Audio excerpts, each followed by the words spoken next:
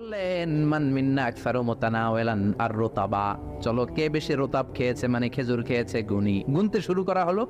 সবচেয়ে বেশি দেখা গেল সাইয়েদনা আলীর সামনে। বিষ্ণু বললেন, দেখো আল্লাহ কি খাদক জামাই আমাকে দিয়েছে, এমন খাইতে পারে, সবার সামনে বিচি কম, আলীর সামনে বিচি ডবল। এখন আলী কি বলবে? আলী বলে, আমার শ্বশুরও কম খাইতে পারে না, দেখো সবার সামনে বিচি আছে আর আমার শ্বশুর বিশ্বনবীর সামনে কোনো বিচিই নাই, তার মানে খেজুর খাওয়ার সময় উনি বিচি সহ মেরেছে করতেন। এক কালো মহিলা সাহাবী বিশ্বনবীর কাছে এসেছে। বিশ্বনবী বললেন, লা ইয়াদখুলান্নাল জান্নাতা সাফরা ওয়ালা সাউদা, তুমি তো কালো নারী, কোনো কালো নারী তো জান্নাতে যাবে না। মহিলা দিলেন চিৎকার। বিপদের কথা শুনলে মহিলাদের কান্নাকাটি আছে না নাই? আড়াই ওরাতে আছে না নাই?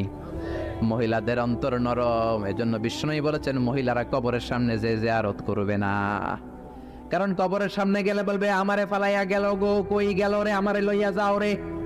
কান্নাকাটি আছে না নাই? গড়াগড়ি খায়, নিজের জামা নিজে ছিঁড়ে ফেলে, নিজের গালে নিজে থাপ্পড় মারে, এরকম নারী আছে না নাই? এজন্য মহিলারা ঘর থেকে দোয়া করবে, পুরুষেরা কবরস্থানে ঢুকে কবরের সামনে দাঁড়িয়ে দোয়া করবে, ঠিক কি না? বিশ্বনবী বললেন, লা ইয়াদখুলাল জান্নাতা সাফরা ওয়ালা সাউদা, কালো নারী, মেটে রঙের নারী জান্নাতে যাবে না। মহিলা কান্না শুরু করে দিল। মহিলা বলল, নবী আপনি বলেছেন আল মারআতু ইযা সাল্লাত খামসাহা, কোন নারী যদি নামাজ পড়ে, ওয়া সামাত শাহরাহা, যদি রোজা রাখে, আতাআত বালাহা, স্বামীর আনুগত্য করে, হাফিজাত ফুরুজাহা, লজ্জাস্থানের হেফাজত করে, কোন নারী যদি এই চারটা কাজ করে, তার জন্য 8টা জান্নাতের দরজা খুলে দেয় কে? ও নবী আমি তো 4টাই করি, কালো হওয়ার কারণে কি আমি জান্নাতে যাব না? এটা কেমন কথা? বিশ্বনবী বললেন, কেঁদো না, তুমি যখন জান্নাতে যাবা এরকম কালো থাকবা নাকি? তুমি তো পূর্ণিমার চাঁদের মতো হয়ে জান্নাতে ঢুকবা। তুমি যখন জান্নাতে ঢুকবে তোমার ঐশ্বরিয়া রায়ের মতো সুন্দরী করে দিবে কে? তুমি বিশ্ব সুন্দরী হবা, তখন কি তুমি কালো থাকবা? মহিলা আবার খুশি হয়ে গেল, কারণ সুবহানাল্লাহ। তাহলে বিশ্বনবীর বিনোদন সুস্থ বিনোদন, চিল্লায় বলেন ঠিক কিনা? আবার বিশ্বনবী বলতেন, উতিতু খামসান লাম ইয়াতাহুন্না নাবিয়্যুন ক্বাবলি, এমন 5টা জিনিস রব্বুল আলামিন আমাকে দিয়েছে, আমার আগে কোন নবীকে আল্লাহ এই 5টা জিনিস দেয় নাই। সুবহানাল্লাহ। 1 নম্বরে নুসিরতু বির-রু'বি মাসিরাতা শাহর, ভয় দিয়ে আল্লাহ আমারে সাহায্য করেছে।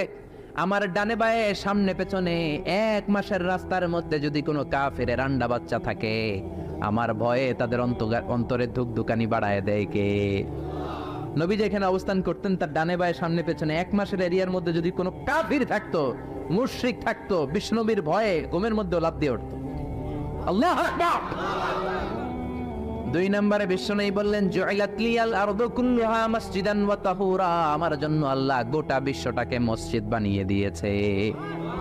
গোটা বিশ্বটা মসজিদ। মসজিদ মানে মাকানুস সুজুদ, সিজদার জায়গা, যেখানে সিজদা দেন কবুল করবে কে? নূহ আলাইহিস সালামের জামানায় যেই কোনো জায়গায় নামাজ পড়লে কবুল হতো না, মসজিদে যেয়ে পড়া লাগতো। মুসা নবীর উম্মত মসজিদ ছাড়া নামাজ পড়লে কবুল হতো না, সিনাগগে যেয়ে পড়া লাগতো। ঈসা নবীর জামানায় ইবাদতখানায় যে পড়া লাগতো, কিন্তু আমরা যেইখানেই নামাজ পড়ি কবুল করে কে? আজকের এই প্যান্ডেলে যদি নামাজ পড়ি কবুল হবে কি হবে না? বাইতুল মুকাররমে হবে কি হবে না? শোলাকিয়ার ময়দানে কবুল হবে কি হবে না? বাজারে পড়লে হবে কি হবে না? নদীর উপরে নৌকায় পড়লে, প্লেনের ভেতরে বাতাসে পড়লে, মহাকাশে যে স্যাটেলাইট চ্যানেলের মধ্যেও যদি পড়ি সেখানেও কবুল করে নেবে কে? জমিনের যেই জায়গায় নামাজ পড়ো কবুল করে নেওয়া হবে। আবার বললেন পুরো জমিনটারে আল্লাহ আমার জন্য তহুর বানিয়ে দিলেন। ফাইল্লাম তাজিদু মাআন ফাতায়াম্মামু সাঈদান তাইয়্যিবা, নামাজের সময় যদি তোমরা ওযুর জন্য পানি না পাও, তায়াম্মুম করলেও কবুল করবে কে? এই সব জায়গায় নামাজের অনুমতি আর তায়াম্মুম, এটা কোন নবীর ছিল না, এটা স্পেশালি আল্লাহ বিশ্ব নবীকে দিয়েছেন। সুবহানাল্লাহ। মা আয়েশাকে নিয়ে বিশ্বনবী বানুল মুস্তালাকের যুদ্ধ থেকে রওনা হলেন। প্রতিমধ্যে মা আয়েশার গলার স্বর্ণের হার চুরি হয়েছে কিংবা হারিয়ে গিয়েছে। মা আয়েশা কান্নাকাটি করলেন, আমার হার, আমার হার। মেয়েদের স্বর্ণ হারাইলে খবর আছে না নাই? গোটা দুনিয়া ভাঙ্গা গেল কিছু বলবে না, যদি স্বর্ণ একটা হারায় বাড়ি তামা তামা করে ফেলবে, ঠিক কিনা? যে কয় ঠিক, মানে অভিজ্ঞতা আছে অনেক। নারীরা স্বর্ণ পছন্দ করে, তো মা আয়েশা তো নারী, উনি বললেন নবী আমার স্বর্ণ হারিয়েছে। বিশ্বনবী বললেন কাফেলা থামাও, গলার হার খোঁজো। সবাই মিলে গলার হার খুঁজতে খুঁজতে মাগরিবের নামাজের সময় প্রায় শেষ হয়ে যায়। এবার সবাই মিলে আবু বকর রে বকে, তোমার মাইয়ার কারণে আজকে এই দশা। তোমার মেয়ে যদি গলার হাতটা না হারাইতো তাহলে তো আমরা যেখানে পানি আছে ওইখানে পৌঁছে যেতাম, ওখানে নেমে অজু করে নামাজ পড়তাম। তোমার মেয়ের কারণে আজকে এই দশা, এখন সবার নামাজ কাজা, নবীন নামাজও কাজা। আল্লাহ বললেন, খবরদার এই মেয়েটারে গালি দিবি না, এই মেয়েকে গালি দেয়া যাবে না। আয়েশার সম্মানে আজকে আমি তায়াম্মুমের বিধান নাজিল করে দিলাম। فإن لم تجدوا ماء فتيمموا صعيدا طيبا, কোথাও যদি ওজুর জন্য পানি না পাও, মাটি দিয়ে তায়াম্মুম করো, কবুল করে নিবে কে? মা আয়েশা বলতেন, আমাকে আল্লাহ এমন 5টা জিনিস দিয়েছেন বিশ্বনবীর কোন বউকে আল্লাহ দেন নাই। 1 নম্বরে আমি বিশ্বনবীর একমাত্র কুমারী বউ, বাকি বউগুলা ছিল বিধবা, এর আগে কয়েকটা করে বিয়ে হয়েছে, শুধু আমারই বিয়ে হয় নাই। সুবহানাল্লাহ। 2 নম্বরে আমি যখন শীতের রাতে নবীর সাথে এক লেপের নিচে ঘুমাতাম, তখনও জিব্রাইল কোরআন নিয়ে নাজিল হয়ে যেত।